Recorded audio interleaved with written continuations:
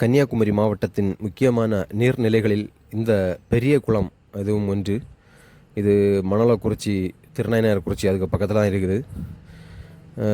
அந்த குளம் பார்த்திங்கன்னா பெரிய குளமாக இருந்தது, இப்போ சிறிய குளமாக மாறிட்டு இருக்கு. ஏன்னா அவ்வளோ புல் புண்டு ஒரு பக்கம் மொத்தம் மூடியாச்சு. இங்கே பாருங்கள், இங்கே கொஞ்சம் தான் இதில் இருக்குது. இந்த பக்கம் கண்ணு கட்டு தூரம் பச்சை பச்சைன்னு தெரிகிற அளவுமே அந்த குளம் தான். அந்த குளம் அவ்வளோ பெரிய பரப்பளவு கொண்ட குளம்.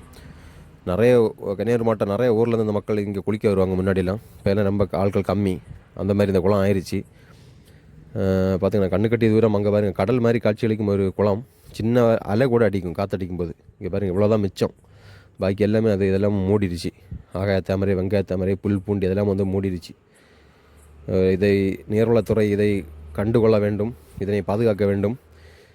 இங்கே இது தெரிகிற பெரிய விவசாய நிலங்களெல்லாம் அந்த குளத்தை நம்பி தான் இருக்கிறது. ஆகவே இதனை